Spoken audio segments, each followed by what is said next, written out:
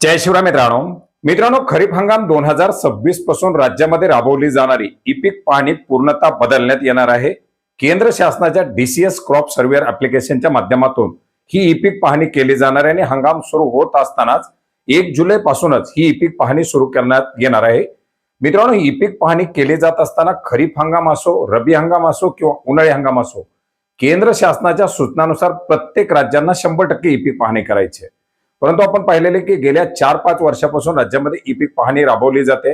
राज्य शासनाच्या ऍप्लिकेशनच्या माध्यमातून डिजिटल क्रॉप सर्व्हेअर बरोबर ते ऍप्लिकेशन लिंक करून या ऍप्लिकेशनच्या माध्यमातून ई पीक पाहणी करण्याचा प्रयत्न केला गेलेला आहे। परंतु आपण पाहिलेले प्रत्येक हंगामात 60%, 70%, जास्तीत जास्त 80% पर्यंत ई पीक पाहणी जाते। याच्यामध्ये सहायकाच्या माध्यमातून ई पीक पाहणी केली जात असताना सुद्धा मोठ्या प्रमाणात ई पीक पाहणी केली जात नाही किंवा बऱ्याच साऱ्या गावांमध्ये सहायक उपलब्ध नाही, त्या सहायकाची मानधनं दिली जात नाही। आणि या सर्वांच्या पार्श्वभूमीवर आपण पाहिलं होतं की राज्य शासनाच्या माध्यमातून एक GR निर्गमित करून याच्यामध्ये काही बदल करण्यासाठी मंजुरी दिलेली होती, ज्याच्यामध्ये तहसीलदारांच्या माध्यमातून प्रत्येक गावासाठी एका सहायकाची नेमणूक केली जाणार आहे। ग्राम महसूल अधिकाऱ्यांच्या माध्यमातून त्या सहायकाला मंजुरी दिली जाईल, म्हणजे जे ग्राम महसूल अधिकारी असतील यांच्या रेकमेंड नुसारच तो गावातील सहायक नेमला जाणार आहे। आणि या सहायकाच्या माध्यमातून प्रत्येक हंगामामध्ये सुरुवातीपासूनच आता ई पीक पाहणी केली जाणार आहे। प्रत्येक हंगामामध्ये 100% ई पीक पाहणी करावी लागणार आहे आणि सहायकाच्या माध्यमातून केल्या गेलेल्या ई पीक पाहणीला पडताळणी करणं आणि मंजुरी देणं हे ग्राम महसूल अधिकाऱ्यांच्या माध्यमातून केलं जाणार आहे। आता या सहायकाच्या माध्यमातून ही ई पीक पाहणी केली जात असताना 100% ई पीक पाहणी करण्यासाठी त्याला मानधन काय दिलं जाणार हा देखील या ठिकाणी महत्त्वाचा असा प्रश्न आहे। आणि मित्रांनो, डिजिटल क्रॉप सर्व्हेअर ऍप्लिकेशनच्या माध्यमातून ऍग्रीस्टॅक अंतर्गत ई पीक पाहणी करत असताना सहायकाला मानधन किती दिलं जावं याच्यासाठी शासनाच्या माध्यमातून एक नियम घालण्यात आलेला आहे। पूर्वी काय व्हायचं तर प्लॉट निहाय, हंगाम निहाय प्रति ऑनर्स प्लॉट 5 रुपये एवढं मानधन दिलं जात होतं।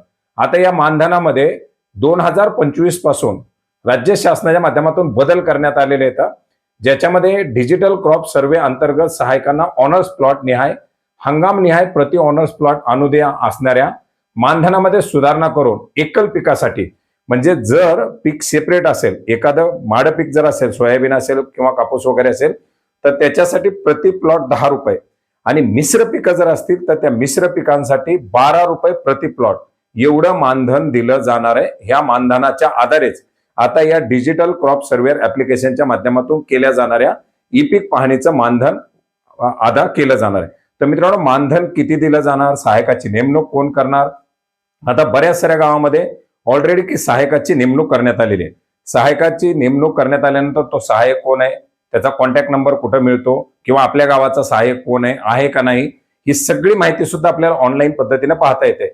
जर चुकीच्या व्यक्तीची आपल्या गावामध्ये सहायक म्हणून नेमणूक झालेली असेल, तो ई पीक पाहणी करत नसेल किंवा त्याच्या संदर्भातील काही तक्रारी असतील तर तुम्ही त्या तक्रारी सरपंचाच्या माध्यमातून, तुमच्या ग्राम महसूल अधिकाऱ्यांच्या माध्यमातून तहसीलपर्यंत पोहोचू शकता आणि ग्राम महसूल अधिकाऱ्याच्या रेकमेंडनं त्या गावामध्ये या सहायकाची नेमणूक केली जाणार। तर मित्रांनो, विचारल्या गेलेल्या प्रश्नाच्या संदर्भातील हे एक अतिशय महत्त्वाचं उत्तर होतं, ज्याची माहिती आपणास उपयोग पडेल अशी आशा करतो। मित्रांनो, या ई पीक पाहणीच्या आधारे शेतकऱ्यांना प्रत्येक योजनेचा लाभ असेल, अतिवृष्टी किंवा इतर असलेली नुकसान भरपाई किंवा येणाऱ्या काळामध्ये आता शेतकऱ्यांना पीक कर्जासाठी कोणतं पीक आहे याचा डाटा देखील ऑनलाईन पद्धतीने घेतला जाणार आहे। त्याच्यामुळे ई पीक पाहणी अतिशय महत्त्वाची आहे आणि हीच ई पीक पाहणी केंद्र शासनाला डाटा देण्यासाठी सुद्धा तेवढीच आवश्यक आहे। म्हणून 100% ई पीक पाहणीचं एक टार्गेट घेण्यात आलेलं आहे। त्याच्यामुळे या बदलाच्या आधारे ही ई पीक पाहणी राज्यामध्ये येत्या खरीप हंगामापासून राबवली जाणार आहे।